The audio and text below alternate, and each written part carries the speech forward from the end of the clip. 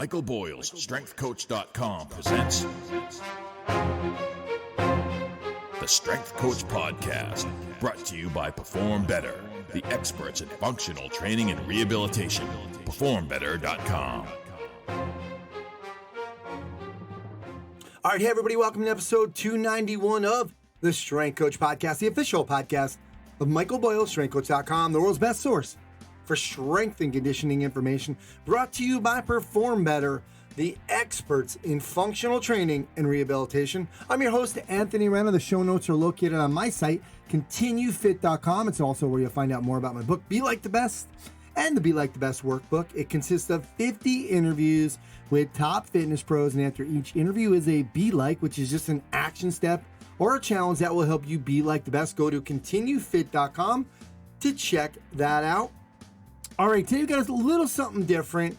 I got on the phone with Coach Boyle and Lorne Goldenberg. We actually did a Zoom call, basically two strength coach legends. Lorne's the owner of Strength Tech Fitness and Wellness Consultants in Canada, and he has over 20 years experience as an NHL strength coach. And this kind of came about, they both were on Scott Livingston's International Hockey Performance Summit, and they were just talking like, man, they've been doing this for so long. They have a few differences in really in conditioning. So he kind of thought it would be a good idea to get on the phone and just kind of discuss them. So that's what we did. We did a Zoom call, and I'm also going to post this on StrengthCoach.com, but posting it here first. So that's going to come up in a little while with Coach Boyle and Lorne Goldenberg talking about conditioning. All right, for the Results Fitness University Business of Fitness segment, I'm on with Alwyn Cosgrove to talk about getting closed again. They got closed again in California. So I talked about how they're staying in the game mentally and how they hold on to people who, you know, might feel like gyms are a bad place to be in, especially now when the government or, you know, and the news media keeps kind of throwing that in everybody's faces. So interesting talk with Alwyn on that. For the Train Heroic Data-Driven Coaching segment, Adam and Tim discuss you're probably already doing remote training and don't even realize it. I like this one because it's so true, especially for people who have athletes or college and high school athletes, and they don't have them for a summer but they give them a program. So they go over that. Really interesting. Don't forget, guys, Train Heroic, a human performance company that Coach Boyle and I use to deliver our online training. They have a 14-day free trial, and their plans, they just started launching these new plans as low as $10 a month. So, and if you mention that I sent you, Coach Boyle and I are going to put in a 4-week athlete development program into your account, absolutely free. So if you're a coach looking to do the best online training solution in the game, go to trainheroic.com, take the free 14-day trial today, and go back and listen to the John Goodman interview. Hopefully that inspired you to get his book, John's book, and really jump into this online training thing for the next disaster that we're going to have. All right, today for the Functional Movement System segment, Geralyn Coopersmith starts a 3-part series on what to expect when implementing an FMS-based approach at your facility. Today she's going to talk about overcoming resistance and getting trainer buy-in. All right, lots of things to get to, so let's get on the phone with Alwyn Cosgrove. All right, now it's time for the Results Fitness University Business of Fitness segment. I'm here with Alwyn Cosgrove. Alwyn, how you doing? Good, mate. Haven't talked to you for a little while. Yes. Man, bad news. Last time we talked to you, you guys were just getting into it. You guys got closed again, and I feel for you guys. I know it's not the same as the first closure, but you cannot work inside anymore. They were allowing you to work outside. You really don't have the capacity to work outside. You just have a little parking lot. And I wanted to talk to you about just like, okay, you're getting knocked down. You're getting all these punches to the head. Good reference for a fighter. And you keep getting knocked down. So how do you stay in the game mentally? And then also the second part of that is, how do you hold on to people or reassure your consumer, the customers? Because when LA County is saying, hey, we're going to close gyms again with no evidence, by the way, like that there's anybody that, caught COVID in a gym. But anyway, that's another story. But now the public who are listening to the news are like, well, okay, they're shutting gyms because gyms must be bad, and that's where people are getting it. So now you as an owner have to now educate people and convince people like, hey, we're doing whatever we can and we are clean. So how do you stay in the game mentally and like what I just talk to us about what you're doing now?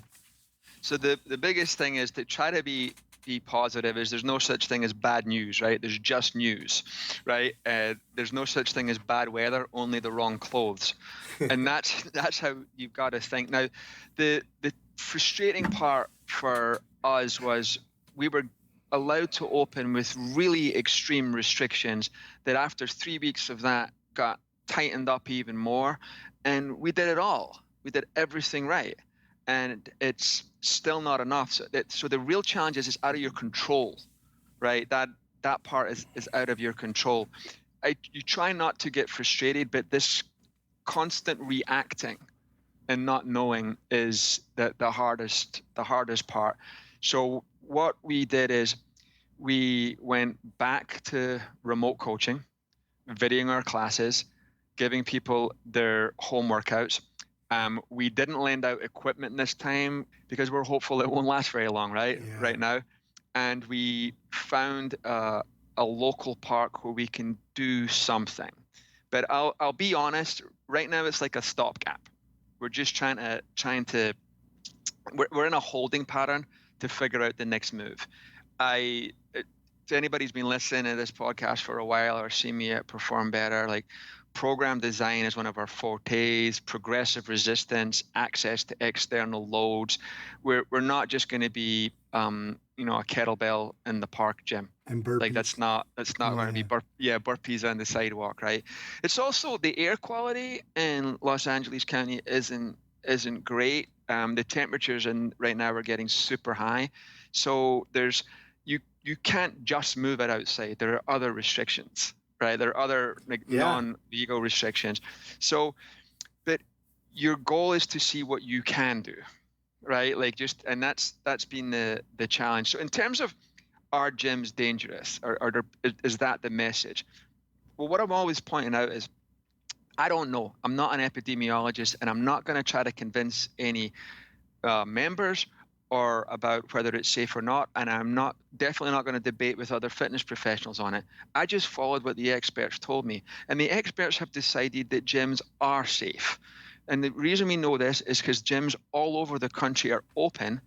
We've had no coronavirus, outbreaks from gyms, and what's really frustrating for the people who don't understand California didn't get shut down.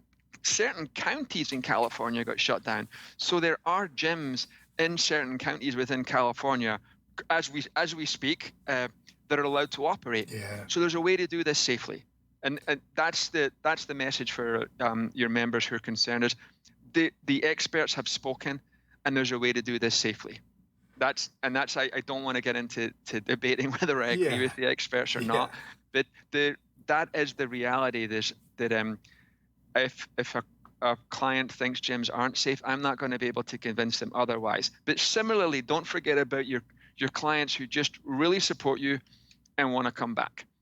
Like, always think about them. Right? We have a rule that if you ever get a member complaint that bothers you, you have to call one of the superstar members and just check in with them, just to keep you in some type of balance. But I'm not going to be like a Tony Robbins, what's that Lego movie? Everything is awesome. Oh, yeah, that's best. It's not. It's not awesome. Yeah. Right.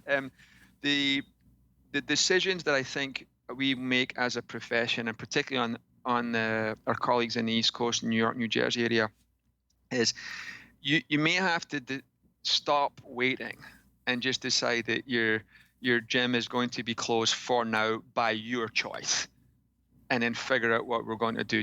We've got to get out of the limbo of the holding pattern, waiting to see if we'd be allowed to reopen. Like, you've got to start thinking that. And I think as a fitness professional, that's the term we all like to use. You've got to start understanding that you're more than a gym owner, or more than a coach who supervises workouts. And I have been talking about this for a while, about raising the standards of our profession and repositioning ourselves as consultants where program design is one of the things that we do. Supervising a workout and running sessions is one of the things we do. And maybe home gym design is one of the things we do. Maybe it's nutrition. And so think about it's not just multiple streams of income. Think about your businesses as completely separate, that you have a program design and a remote coaching part of it, or online. You maybe are doing some classes. You may be doing some like a paid membership site for nutrition or something. There's other skill sets that you have. And are you in your state, allowed to operate outdoors? Is that possible? Well, could it be possible? Is it possible in New Jersey to operate outdoors? It is currently. I don't know how that's going to look like in the winter out there, but right now we've got something. We could do an 8-week, metabolic conditioning program outside. So it's like some guys doing home workouts. Some of our colleagues are doing home workouts and apps, and they're doing really well right now. They've been able to expand their businesses and grow. Walmart was able to hire 15,000 extra people. And yes, a small business is going under, but think like a business owner there are people making money from this. There are people pivoting and doing things. And I'm big on, I'm a pro. I'm not breaking the law. If we're not allowed to, or the order or the mandate or whatever term it is, if I'm not allowed to open the facility, it will not be open. I'm going to be a pro. I understand some people want to be rebels and keep being open. I'm going to represent this industry at the level that we deserve and be a pro right across the board. And all they did is it's just a little restriction, but that's what we do all the time. Like your first facility was, a small area, and you design your programs based on those restrictions. And maybe you're and I know Mike used to do Mike Boyle used to do the strength component with his personal training clients, and they did their conditioning on their own because he didn't need to supervise that. We figure out solutions. That's what we do as small business owners or entrepreneurs or fitness professionals. If you come into the gym and the cable broke on the cable machine, do you send everybody home? No, you adjust. This is just a bigger adjustment. The main challenge is this constant reacting. So start thinking, making proactive decisions. And that's exactly what we're doing at Results Fitness. The model will be it's transitioning to a program design consulting service with additional things like maybe an in the park group workout, maybe some nutrition coaching, maybe some Zoom classes. We will, I don't want to say we will figure out, we just understand that a gym is just one part of what we do. And I think it's important for a lot of the coaches out there, just get that in your head that you have other skills. It's time to just elevate them and, get after it. Absolutely. It's a smart, hardworking, passionate industry. And I love that idea that, you're more than just a gym. So, Alwyn, thanks for doing this. Next time, I want to talk to you a little bit more about, like thinking of the future even more. So thanks for doing this. Thanks, Ant. See you soon.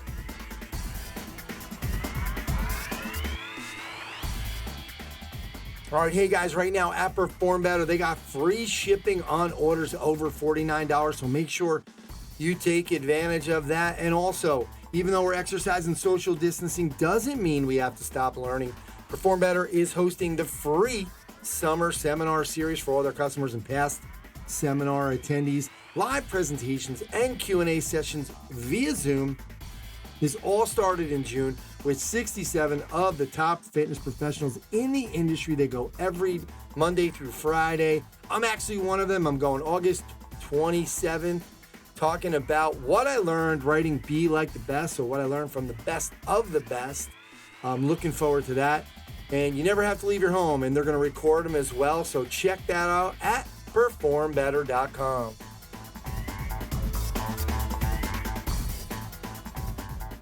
Hey, this is Adam. This is Tim. Welcome to the Train Hook Data-Driven Coaching segment. Oh, yeah. Something this whole COVID situation threw to the surface was, we had a lot of people come in to our platform and go, man, I really need to do remote coaching now.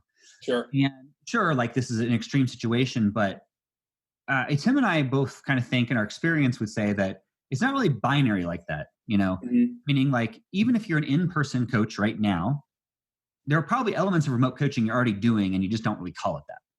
Absolutely. And I can speak on this personally, Adam.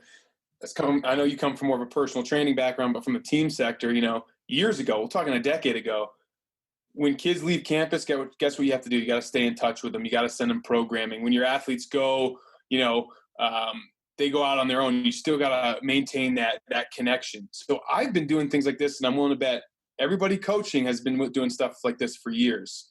There's just maybe better tools to use now that make it a little bit more efficient. But I know from your background, you've had some experiences where, we've turned, remote coaching has kind of blended with your one-on-one personal training business. Yeah. There's a lot of reasons for that. Like I said, I grew up kind of in the training sense, in the studio personal training realm, Sure. Carpeted rooms and everything. Hard to clean. Where you're literally trading an hour or 45 minutes for a certain amount of money. And, if you're doing that, if you're charging enough money and able to fill enough hours, then yeah, you can make a good living that way. But a lot of people have found that doesn't work as well as it could in theory, because, there's some hours of the day just don't get filled. And then to make money, like I have prime hours that are like on both ends of the day. Yeah. So it gets to be, you're trading a lot more time than you originally bargained for to make that money. But the other thing is, you'll run into kind of the issue of either people can't pay, to have you with them for even 2 sessions a week. If you're a really good coach and you're charging the price that you should be able to command, right? It gets expensive for a lot of people. And it really is. And, of course, if you're a good salesperson, a lot of times you can overcome that objection, but some people just don't have the money, right? Yeah. And so, having like a hybrid model, like, you could do like we could start you off with some in-person sessions, graduate you to like kind of like this small group thing that we have, which is less dollars per hour for them kind of thing. Or if they are more autonomous and they want to go work out, train on their own, they want your expertise, but they don't need you counting reps, right? Yeah. Then you have a hybrid model of like, we can have these check-ins, technique kind of check-ins, and like kind of talk about how things are going. And then, send you on your way with like a remote program. So there's lots of different ways. I've done all these things at various points. And like, another thing that happens is there's like an intersection a lot of times between people who need training, coaching in some sense, adults in this case, but they're also busy professionals with family lives. Bingo. And the number of hours they can commit to coming in or want to, is not as high as is ideal. Yeah. But I've had some success, they're, saying, okay, like we could do, if you can come in 1 session a week, we can set you up with a program outside of that. And with a tool like Train Her, like it makes it really easy to know what they're doing and, and keep up with them. Yeah. Absolutely. I did have a client who we used Google Sheets, which it works in some respects. Yeah. You can set something up like that and it can be pretty good. It's not super user-friendly to use on a phone, to be honest. But one time this client brought it in, she's like, I don't know, and she showed me her phone and it was in Chinese. And I have no idea how she managed that, but she did. I don't read Chinese, but that's a really interesting point. Like, I think coaches oftentimes look at their experience when they see this dichotomy between remote coaching and in-person coaching, that remote coaching isn't personal, or that, maybe even, in-person coaching isn't necessarily scalable. Well, diving into something like this, it's the best of both worlds, right? It provides you maybe more time if you're coaching folks remote. It also gives your people the autonomy or the freedom to train maybe whenever they want or on their own schedule, maybe for a discounted price. There's some freedom there. So those people feel a little bit more empowered, opposed to you almost kind of, just giving them, task over task. Show up, please show up. Are you coming today? How are you feeling? This gives them a little autonomy. I think we lose sight of that a little bit. We're very focused on, well, me as a coach, this isn't going to reflect well on me, but it might actually help out if your folks are finding more success because they're bound a little bit more to a time schedule that suits their needs and a price schedule that's more comfortable for them. Yeah. And I think for you too, as a coach, what I've experienced is that it's not tied to a specific time of the day, right? And so, again, I'm running a small business. I don't have that many people I'm coaching right now because I have another full-time job, but, I can do it because it's a thing I can just do during my lunch or at the end of the day or something like that. So you could fit it in like an admin hour or something like that pretty easily. Totally. Leverage the modern tools, Adam, to grow your business and help the most people. It is not binary. That's going to do it for us today. Go to trainhook.com to start a 14-day free trial. We've got a couple programs in there to help you get started really easy, and we have pricing starting at $9.99 to accommodate any kind of coach.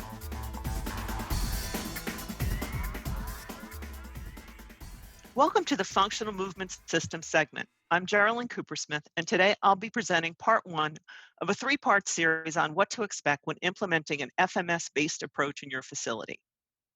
In my previous roles as Senior Director of the Equinox Fitness Training Institute and Global Director of Performance and Fitness at Nike, I was fortunate enough to lead the implementation of an FMS-based approach to personal training across both individual sites and the broader organization. In both of those experiences, although quite different from one another, I saw many of the same challenges that needed to be addressed. Today, in part one of this series, I'd like to talk about the importance of overcoming resistance and getting trainer buy-in. If you're looking to implement an FMS-driven, movement-based approach in your facility, you should expect some resistance from the training staff at the onset. Most trainers, even relatively new trainers, have a strong point of view about the philosophies and methods that they use to train themselves and their clients. Many times, they're not initially open to new ways of approaching program design. In my experience, three things can help you overcome resistance and get trainer buy-in and engagement. These are setting the tone, showing, not telling, and finding the evangelists. The first of these, setting the tone, is about ensuring that you're creating a fertile cultural soil with your club or clubs where all new ideas can be considered, learned, vetted, and if found to have value, implemented. In order to do this, you and all of your leadership needs to create an environment of psychological safety where you establish from the onset that nobody in the organization, including you, has all of the answers and that everyone is continuing to grow. This is what positive psychology expert and author of the book Mindset, Dr. Carol Dweck, calls a growth mindset. The opposite of this for Dweck is a fixed mindset, where everyone is done growing and evolving and remains where they are today indefinitely. It's vitally important that you model this behavior for your teams by displaying and facilitating humility, curiosity, and a willingness to show vulnerability by asking and encouraging others to ask questions. Many times, trainers will avoid asking questions because they don't want to appear incompetent in front of you or their teammates. By making it clear that you don't have all the answers and are continuing to grow and improve your own skill set, you create an environment of psychological safety where nobody has to be afraid of looking bad in front of you or their peers or for not having all the answers. In fact, that becomes the new normal. The next key to dealing with resistance to implementing an FMS-based approach is showing, not telling. According to Morton Hansen, a professor at UC Berkeley and the author of Great at Work, when you want to get buy-in, you need to stir up emotion about how a current situation is lacking and needs to be improved in some way. You also need to get people excited about a new future with your initiative by connecting it to a larger purpose. You can't force feed this type of paradigm shift that moving to a movement-based methodology requires. In order for your teams to fully embrace a new approach, they need to discover the value for themselves. And this means letting them experience FMS organically by screening and being screened. Most trainers do go through an aha moment at some point in their FMS training. Typically, the screen reveals something they didn't know about their own movement and challenges them in ways they didn't expect.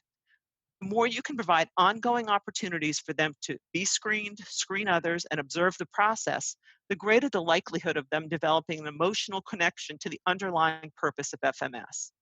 You can help facilitate this by underscoring how much information about our clients we're missing or guessing at by not having a movement baseline or standard. You can also underscore that we accept things like eye charts, temperature checks, height and weight checks as normal processes in our society that give us information on where a person is and what types of interventions they might need. FMS is allowing us to do the same with movement. Just like an eye doctor wouldn't prescribe glasses to someone without checking their vision, we as movement professionals shouldn't be prescribing exercise programs without information on what patterns that person does well and which patterns need to be improved before we challenge them with things like load, volume, or speed. By highlighting the gap between an approach where we're guessing about a client's needs and one where we're assessing them, you're allowing people to become inspired and excited for themselves, which is a key to getting them fully bought into this new way of working. The last key to getting trainer buy-in is finding evangelists. Don't try to be a lone crusader in creating a cultural shift. Leverage the help of others, particularly those working shoulder to shoulder with the rest of the team. As you begin to expose your team to FMS methodology, you want to look for those individuals who are initially more excited and engaged. It's important to find the natural leaders and leverage them in upskilling and getting acceptance from their peers. As they gain competency, you can begin to give them more responsibility for educating their peers, either formally or informally. It's also very important to identify those who are naysayers who might inadvertently or intentionally try to sabotage your efforts. What can you do to bring them into the fold? What do you imagine is the cause of their resistance? What can you do to mitigate that? Do all you can do to understand their point of view and turn them into an ally. To paraphrase President Lyndon Johnson, we'd rather have them inside the tent peeing out than outside the tent peeing in. Many times these individuals are just looking to be influencers. Find ways to leverage that desire to help you in the service of implementing a new FMS-based paradigm shift. Next time in part 2 of this 3-part series on what to expect when implementing an FMS-based approach in your facility, I'll be talking about the importance of getting management buy-in. I'm Geralyn Coopersmith, and that's it for today's Functional Movement System segment. For more information, please check out functionalmovement.com. All right, guys, now it's time for the BodyByBoyleOnline.com Hit the Gym with the Strength Coach segment. Become an insider to Mike Boyle Strength Conditioning with staff meetings, in-services, and complete access to the MBSC programs. We're doing something a little different today. Got Lorne Goldenberg on. Lorne's the owner of Strength Tech Fitness and Wellness Consultant. He was a NHL strength coach for over 20 years. And if you don't know his name, you get out of that rock you've been living under. So, and Coach Boyle is going to join us together. We're going to do one talk like Scotty Livingston did the International Hockey Summit recently, and both Mike and Lorne were there. Scotty just wanted to give them, he felt bad for the old guys, so he figured he'd get them in there. And but they were talking about some differences that they have, and we always talk about this. Most of us we agree on 95% of the stuff, and probably there's always like a 5% difference within philosophies a lot of times, and we're gonna touch on some of that, and that's probably with the energy system development. So first of all, Lorne, thanks for doing this. Hey, great to be here, guys, and in this crazy time, but it'll be fun. Looking forward to it. All right, I always have to ask, Mike, how you doing?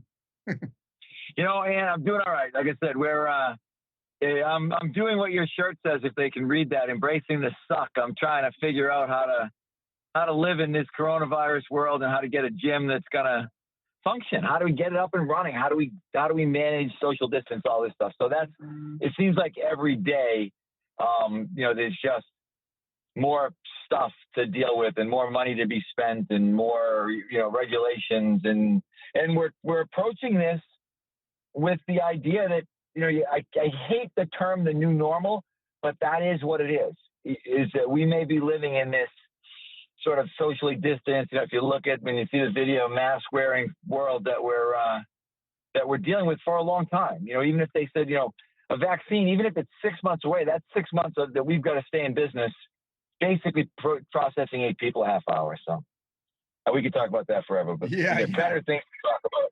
All right. Well, yeah, let's actually, speaking of the new normal, I'll start out with Lorne on just really right now preparing athletes, right? A lot of strength coaches, we had all these athletes off for a while, right? And now, we got hockey and football and hopefully, soccer and basketball, school sports, a lot of them are canceled, but we still have to go into it like we're going to prepare. Talk to us how you're approaching preparing athletes for this upcoming season with what's different, which, a lot of athletes haven't been training as hard as they normally would coming into it. Well, you're right. And I think, Anthony, what it is more than anything else is an opportunity for conditioning coaches to, go back to the fundamentals and reinforce proper movement patterns, fundamental strength, lifting technique, and their conditioning, like base level conditioning, because they've never had so much time before. Typically, there's only, depending on how your season went, you might have, 10 to 14, 16 weeks of training. Now you've got 4 or 5 months of training. So, your opportunity to build a better foundation is certainly there, which will enhance what where they're going to be when they finally get to jump back on the ice again. Absolutely. Mike, just I know we've talked about this on the podcast in the past, but just for the sake of this conversation, talk to us, you've been open now inside for 2 weeks. The athletes have been training. You've been at it for about 6 weeks now. Talk to us about how that's progressed and how you've kind of approached this. Well, again, it's as Lauren said, you have to see it as an opportunity. The one thing that I've said all along is that this is what we do anyway all the time, because we're always dealing with athletes who are coming back. Usually it is rare for an athlete to be with us year round. Usually we're getting athletes who've played their season, probably not done enough in-season training, and then are coming to us. So I don't think there's that much difference in what we've done from a programming standpoint. More of the programming that we're struggling with is what I alluded to in the beginning, the logistics of how to get people through, the logistics of how to handle all the, shared equipment and movement in the room and traffic flow, because for us, we're a big high volume business. That's kind of what we survive on. And to suddenly be put in a situation where you're struggling to handle the volume. We lost a lot of kids this summer because we just didn't have space for them. And now we're trying to get those kids back. So that's the harder part. And I think, Mike, we've been mentioning this too on social media. There's a great thread on strengthcoach.com right now about Ray McCarthy asked Mike what, you hadn't posted the spring or summer template for obvious reasons. And some things that some people might be surprised that you've had, like even things like the sled that has become a casualty. Just talking about some of the changes you've had to make. What's some of the things you talked about, the 5 12-minute blocks, but that was in the forum thread. But talk to people about what you've really kind of had to adjust. Well, one, workouts have to be an hour. Normally we'd be hour with our sort of general population people and 90 minutes with our athletes. We can't afford to do that anymore. We can't have 90-minute athlete workouts because, again, it doesn't work in the socially distanced world that we need to be in the facility. I see that, like Lauren said, that's an opportunity because it's an opportunity for us to kind of reinvent our business in a way that might be better from a business standpoint. The thing that suffers is the programming. You start looking at, like we said, sled sprints. It's difficult to sled sprint. It's difficult to sled push. It's difficult trap bar deadlift that might need 3 warm-up sets.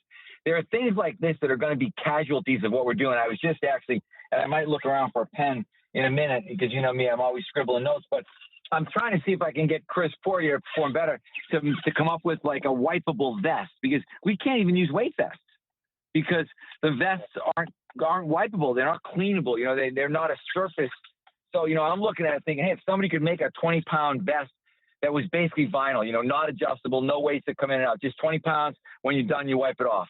That would be really valuable to us now. We'd use that for resistance sprints. We'd use that for, skater squat. We use it for one-leg squat. We need to find new tools like we were talking about. We bought a bunch of power blocks. There are all these things that we need to do to be viable. And this is what we're going to see. The one thing about, I'm not even going to talk about it until we get it a little bit more forward, but I sent a guy with a new product to Chris and Rob. And, one of the things is, you have to see the opportunities in these types of situations. As, it's like everybody says, Pat Rigsby sent out an email the other day talking about, what kind of guy are you? Are you the woe is me guy?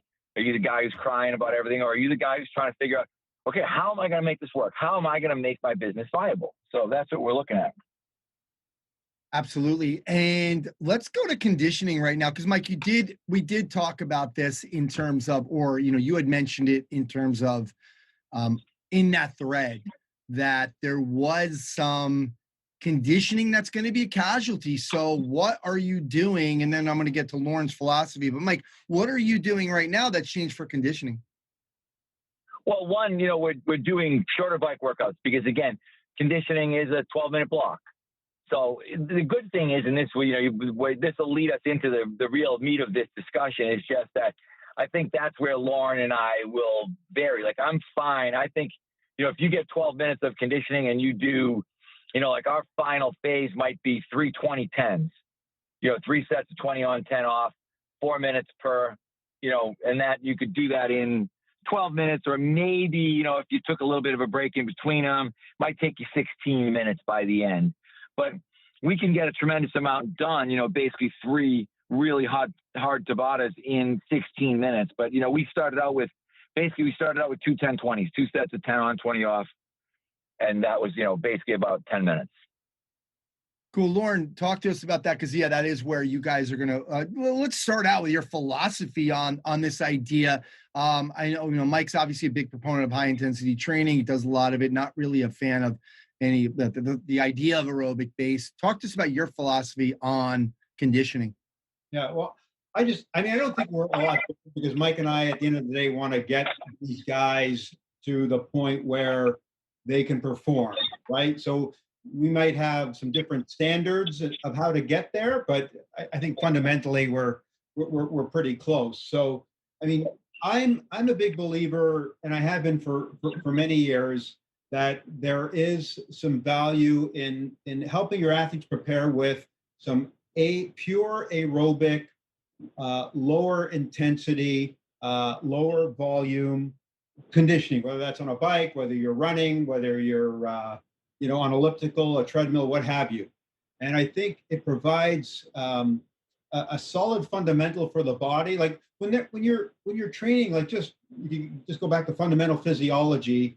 I think that if I remember this right, you got a peripheral adaptation, and you got a central adaptation, right? So the central adaptation is, cardiopulmonary, and your peripheral adaptation is myoglobin, mitochondrial improvement, capillarization, all that kind of stuff.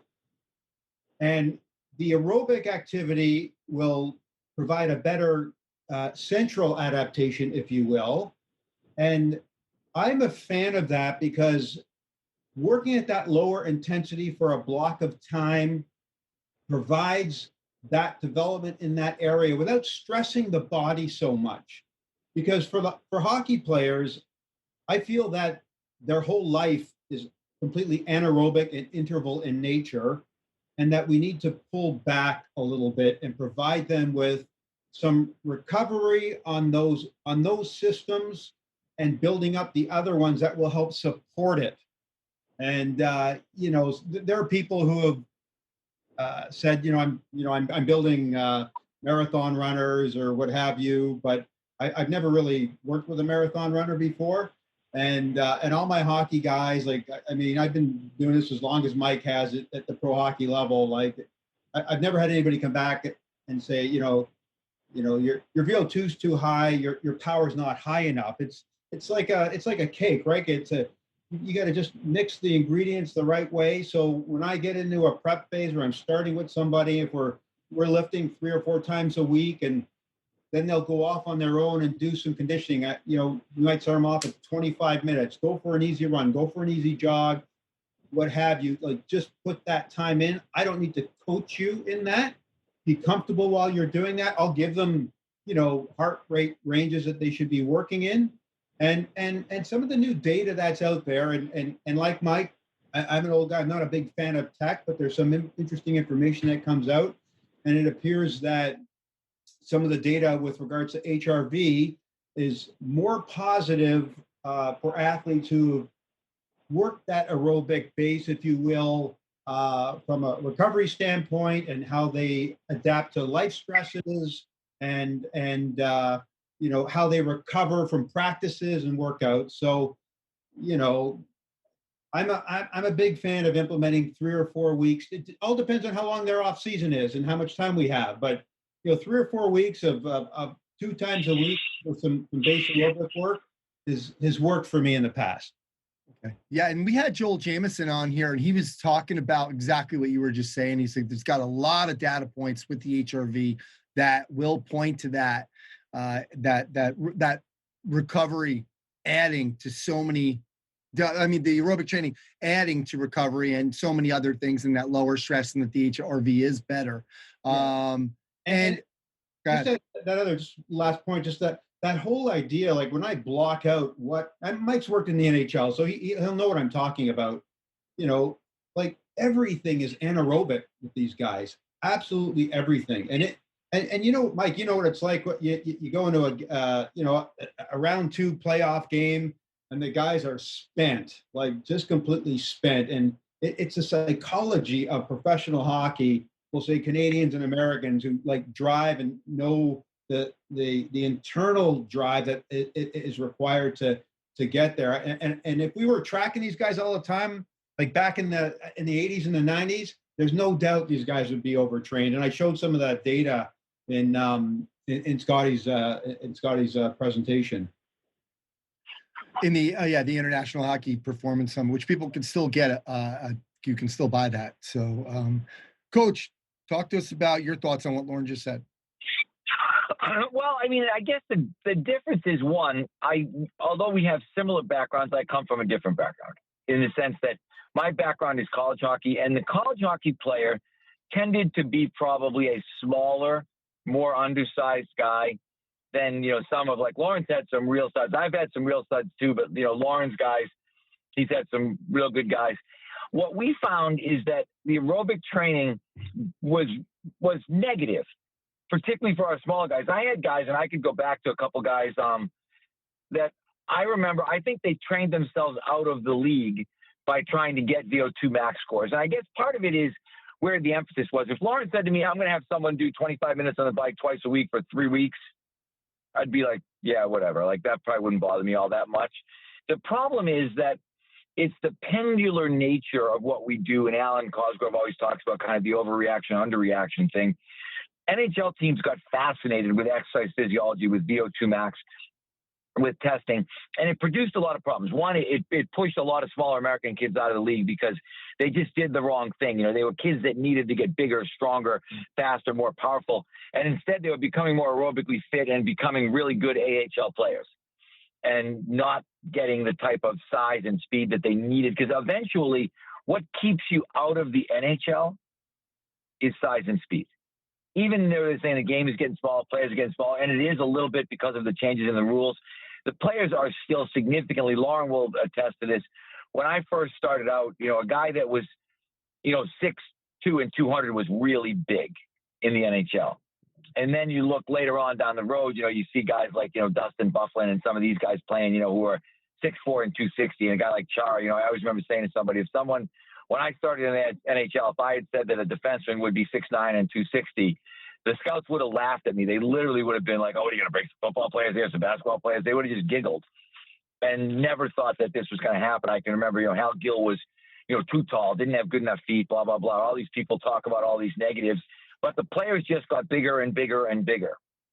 The thing for me, there's a bunch of things. One is that I do think the physiological adaptations can get overdone, and when they get overdone, they can be negative. When somebody's trying to get a VO2 max, in the high 50s, low 60s, that may take a lot of effort for that person.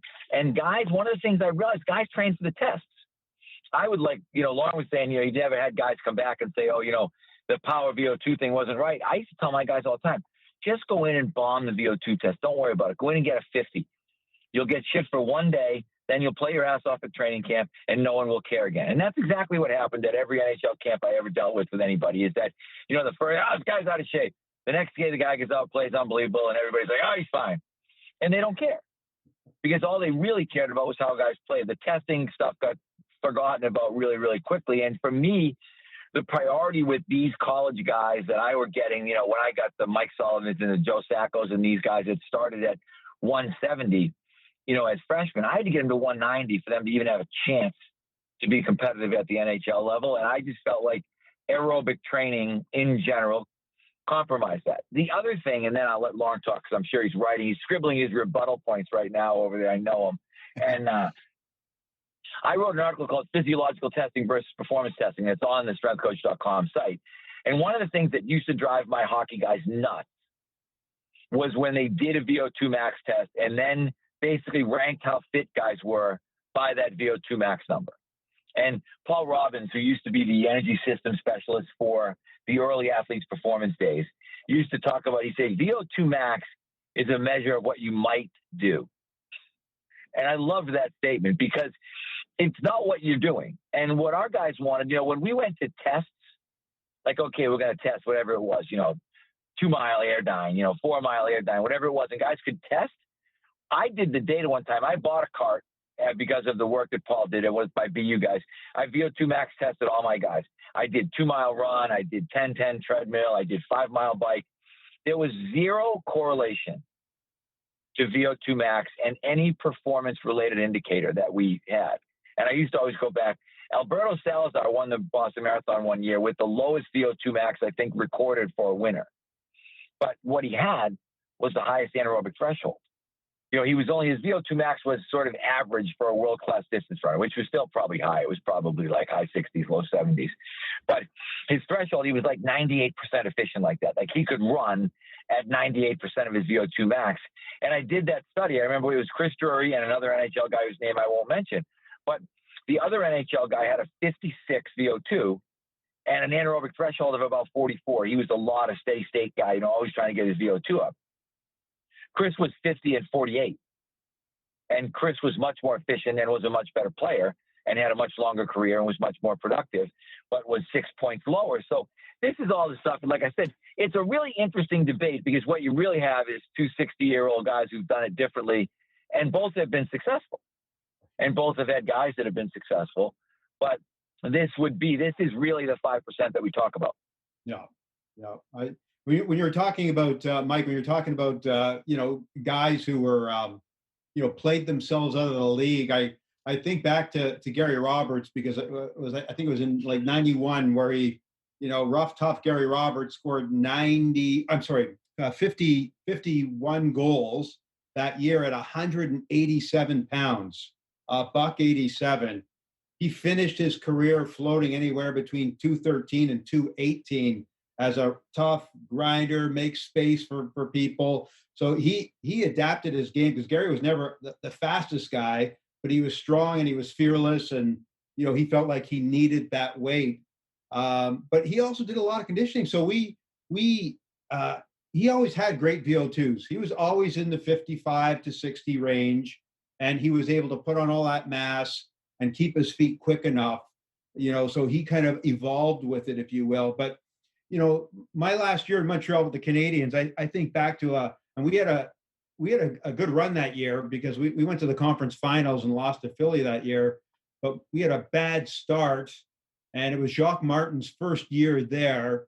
We had a bunch of guys who came into camp and were in the low 40s, mid to low 40s, some key guys, some Russian guys, some American guys, a Canadian guy, but they were all like top 3 players. And I don't want to say it was that specifically that hurt us, but I can remember specifically having to work with these guys more off the ice to help them enhance their fitness levels, keep working on their speed so they wouldn't lose it, to get them where we needed them to be. So, we could play them for 15 or 18 minutes a night, right? They clearly didn't. I don't know what they were doing because it was my first year there, but they didn't come in prepared. And, so as a whole, that hurt the team. Didn't cost them their jobs. These guys had they had all had one-way contracts. They weren't getting sent down. They were being kept up. We just had to work them kind of back into more minutes in the game. Was that in season, Lorne, that you were working? Yeah. So were you doing some of this steady state stuff in season? Maybe like once a week. Okay. In season at that point. And then, they were practicing. Yeah. And, the coaches were bag skating them because they weren't happy with their fitness levels. And I'll go back and say, just with regard to Mike, I never in my life ever award the greatest fitness award based on VO2. It was always a calculation for me. It was strength, it was speed, it was agility, and it was conditioning. It's interesting because if you listen to you talk to the physiologists, right? Because they do lean more to that end. The physiologists are heavy into it. I'm not heavy into it. I just really think that there is a place for it, and as long as I can continue to see increases in their speed and power, and they're making progressions, then I'm not hurting anybody. Right. And I guess I always felt like I was the anti-Howie Wenger. Do you know what I mean? Because that was the influence that was throughout the NHL at that time, right? Everybody was hiring a Howie, and I don't know Howie at all. Like he might be the nicest guy, but he was the physiologist. He was the classic, in my mind, the problem that we were trying to counteract. And you talk about like Matt. I mean, Matt would talk about it on his podcast. That's why Matt left the Leafs, not Howie Wenger, but because they brought in another aerobic person who was suddenly going to design the conditioning program for their athletes. And I guess it always goes back, that's why I said, to sort of, Alan wrote that article one time about overreaction, underreaction. And I think, one of the things we did, and Devin McConnell kind of alluded to this, we started looking at our heart rates during our warm-ups. And the way that we warm up pretty intensely. Like we're warming up for 45 minutes before we lift. And we get about 20 minutes, 15, 20 minutes of low heart rate, 120 to 150 work, through our skipping and our med ball tosses and our sprints and plyos and all that stuff. And, one of the things we started looking at, like our guys actually don't test bad at all from a VO2 standpoint, considering the fact that we never do any aerobic work. We're very much like, we are a short to long program, and long for us is minutes. So it's very much one of the things that I've looked at over time, and even with my own stuff when I'm doing my own training, is that you only get better at what you do. And so for me, if I do more long rides, and then I go back and try to do, minute intervals, 0.4, like we do distance versus time, just because that's another story. But I don't really get better at the 0.4. It's when I do 0.4s that I get better at 0.4s, or when I do 0.1s or 0.2s, that's when I get better. So I think it's, like I said, it's a philosophical thing as much as it's a physiological thing. Because I've told people, I don't believe in the whole aerobic base idea. So I guess I don't believe in some of the basic tenets of exercise physiology. When people say you need an aerobic base, I always say, why? Explain to me why I need an aerobic base for an anaerobic sport, particularly for a guy who's been, working out for hours and hours on the ice. What would your professor from Springfield say to you right now? Yeah. Oh, I know. Jack Mahurin, where are you now? My exercise phys class. It would have been a great discussion. I wish I knew enough at that point to argue with him.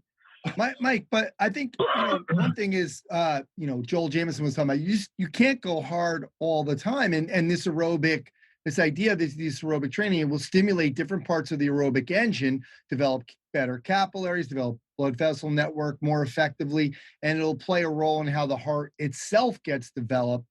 And so basically, if all you do is high intensity, you're limiting yourself, and you're not developing that, the core foundational components of the aerobic engine that are necessary to drive it at higher levels. That's his quotes from the podcast. So that's that question. But Lorne, can you make real adaptation with, only a couple times a week, 3 to 4 weeks? I mean, it seems like that wouldn't be enough.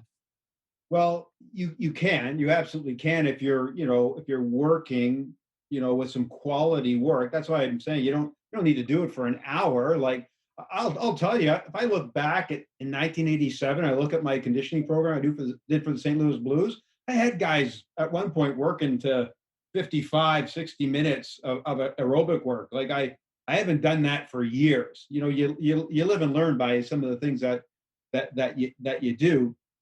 But I truly believe that they're better prepared, because it's not like you're stopping all anaerobic work, because any of the plyos, the strength training you're doing, like that is anaerobic also. Like there is some peripheral adaptations that are happening, and it's not just pure muscular when you're lifting and doing your plyometrics. There is that peripheral benefit. I just think that overall, when you look at the full year and you take that all into consideration, that call it like an unloading phase, if you will. Mm-hmm. Right? You can look at it like it's an unloading phase, and they do a little bit of aerobic work, or also look at it as like you're not always lifting explosively. At some point in your training program, you're doing slow tempo work. So I kind of think it's, the aerobic stuff that I do is equivalent to slow tempo work, prepping your body for the explosive stuff that you want to do in the next phase. Lauren and I have been having this discussion probably for 30 years. And I'm not, when I say 30 years, I'm probably not kidding. There was probably like a hockey special interest group meeting that we had this discussion in some NSCA conference that might have actually taken place in the 1980s, which is frightening. But it's it's just interesting because I've come to look at physiology differently, and I've come to think that it's like history, right? Everybody has their view of history based on their thoughts. And I think the problem with physiology as we know it is that it was taught to us by endurance athletes. When you think about the people that taught exercise science, very few of these people were actually speed, power, strength people. So I feel like there's almost a little bit of whatever we want to call it, prejudice towards that aerobic side that we were brought up with. And in some of it, I mean, I always kind of go back, right? I fall back to empiricism all the time. When you don't have data, go to your experience. And that's what I've done. I look at it and think we've been really successful without doing this. And the bottom line might be that as long as you're doing something, you're probably going to be okay. Like those guys Lawrence said that came to camp in the 40s, and knowing the NHL at that time, they probably did nothing.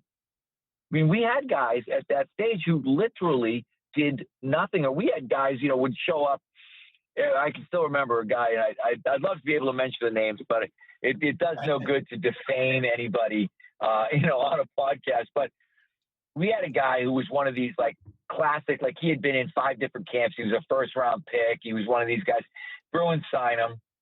And at that time, we had shifted. We were doing a 110 test. We did 16 110s because we said we want guys in sprint shape at camp. We want to eliminate all our groin pulls from guys, riding the bike, doing all this steady state stuff, trying to get ready for a VO2 max test. And this guy did nothing but Stairmaster prior to camp. And he get out and had to run. And he was literally crippled. By the second day of camp, he couldn't move. I mean, he was cut by the 4th day of camp. But I go back to this, like, said principle, specific adaptation to applied or imposed demand. And I just have always felt like I want to impose the demand, and it's in all my books, inverting the pyramid. They always said, build a big base and then build a big peak. And I'm like, that's a mechanical model. It is not a physiological model. I'm the opposite in terms of I want to build a small base and then work my way out. So we're going to start with shorter stuff. We start with tempo. And the other thing is that the best way to develop the aerobic system is anaerobically. And that's one thing every physiologist will tell you. You want to get your VO2 max up, do intervals. So we just kind of went to this steady diet of intervals and changed the intensity of the intervals. So tempo is literally by its name, it's extensive tempo, really is what we're doing. We took extensive out, but extensive means, the opposite of extensive is intensive. And we weren't doing intensive tempo. We're not running as hard as we can. We were basically, we always tell everybody, tempo run is a stride. Stride the length, walk the width, or stride down, walk back, whatever it was. All of that stuff probably ended up filling that low intensity aerobic bucket in a little bit different way. That's all. So I think what it really probably comes down to is that I probably chose a different way to fill that bucket than Lorne did at a given point in time. But it appears to be, like yin and yang, opposite, poles of the spectrum. But the reality is it probably wasn't nearly as opposite as you might think. Yeah. Lorne, just to add to that, and the one point that I didn't touch on, and I touched on it in Scotty's seminar, was that these guys, these hockey players, whether they're pro or juniors or college, they are directed and coached almost 365 days a year. There's always somebody on their ass. And I do think there is a psychological benefit to them just going out on their own with nobody telling them, okay, ready, go, I'll see you in 20 minutes. Like they just go, they manage it, they own it. They're hopefully outside, taking in the air, taking in the sun, taking in the mountains, whatever it is, and kind of just letting their mind go. And I think there's some benefit to that also. I was going to say, the one thing I wish I'd been able to do was to get our guys to road bike more, because I do think I could live more with road bike as low intensity work. And now, especially knowing what we know about kind of, forest bathing and some of that stuff that we realize is good for guys. Like, and because that's the other thing. And I think Lauren made a really good point. I mean, I wanted to be up guys' asses the whole time, even though that, like I said, somebody's always chasing around. But I knew with my guys, especially in the beginning, if I wasn't chasing them around, they weren't running around. You know what I mean? Like, and this goes back, like, when you get into those early NHL days, I mean, we had guys, and Lauren will attest to this, we had guys who came to training camp who had done nothing. I had one guy literally I said, Jim, what'd you do all summer? And he said, fished and drank whiskey. And I was like, oh, that's great. That's awesome. And he was a big stay-at-home defenseman, pretty serviceable guy, played a decent amount of time in the league, but he just didn't really believe in working out. We'd do testing. He'd go grab the chin-up bar, try to plump himself up, get a 0, try to bench his body weight, couldn't do it, get a 0, test out in the VO2, probably get a 56 because he was just one of those naturally aerobic guys, so he was still pretty good, but, never picked up a weight, never did a thing. And my thing was, I jokingly say, but I do believe, I used to always say, you can lead a horse to water, and sometimes you got to grab the freaking horse's head and stuff it under the water. And I felt like that was my job. And it was. Mike, are you saying whiskey leads to higher VO2 max? I believe so, yes. I believe as a beer person, I have a very low VO2. I didn't say vodka, though, so I'm not sure that you're going to get you will not get a better crash B score by switching to whiskey, I don't think. I am more of a bourbon guy now, by the way, so. Hey, Mike, maybe this is the difference between Canadian kids and American kids, that you had to, be right there and grind them, because honestly, like all the kids, when we used to get young kids at my facility in Ottawa, like all I had to do was just tell them what to do. It was like jump, and they would just say, how high? Like they would I never had a problem with getting guys to do the work. I don't know if that's because they were paying for it, or they just like me, or for whatever reason. I never had any bad experiences with that. Yeah. Well, what I found in general at least with our American college kids at that time, we're talking about like late 80s, early 90s, that generally, and I've said this again over and over again, there was an inverse relationship between talent and work ethic. The more talented you were, the lower your work ethic was. And so for us, when we were getting, because, the other thing, think about us, we're trying to get these talented American kids into a league that doesn't have a lot of American kids. We're trying to get college players into a league that doesn't have a lot of college players. And we're basically dealing with, in general, undersized kids. Because, if you were that big, like, and because the other thing with Canada, you guys have a huge advantage in that you didn't, you had football, but not the NFL. Sorry, I don't want to hit the sensitive CFL nerve. Matt Nickel just twitched somewhere, but you don't have the competition. I joked one time with Kyle McLaren when he was the first round pick of the Bruins, and I said, Kyle, if you'd grown up in Massachusetts, you'd be a bad Division III basketball player right now, because he was like 6'4" and a pretty good athlete. No one was making that kid a hockey player in the U.S. In Canada, that kid's a hockey player. You look at that kid and you're like, defenseman right away. We look at that kid and think tight end. We look at that kid and think small forward. And so as a result, I mean, I can't tell you the number of guys that we would bring in that were, 5'7", 150 in college. And we still, like when I was coaching in the 2000s, we still had a lot of those guys. Really, and I used to, I'd laugh, the Joe Thorntons of the world, Joe would show up. Joe was like 6'4", 215 when he got drafted. He was just a monster. And the same thing, no strength, no conditioning, no nothing, had never done a thing except be really good at hockey. And, but those guys were not playing, and they're still not playing hockey in the United States. It is still rare for us to get, the Jack Eichels of the world, the top 1% athlete showing up in hockey is really rare in the U.S., but it's not in Finland, it's not in Sweden, and it's not in Canada. And that's the reason that those, that when you look at the world, we'll look at World Juniors or you look at the World Championships, those are your top teams. Mm-hmm. And part of it is because you're getting your best athletes are going right to that sport. And it's not happening in the U.S. Yeah. Lorne, one last question on that. With this stuff in season, will you still prescribe it in season, like once a week, or will you or will you just say, you know what, they're getting enough ice time, or will you go? Is it just going to be that block of time that you're going to use that for that aerobic base?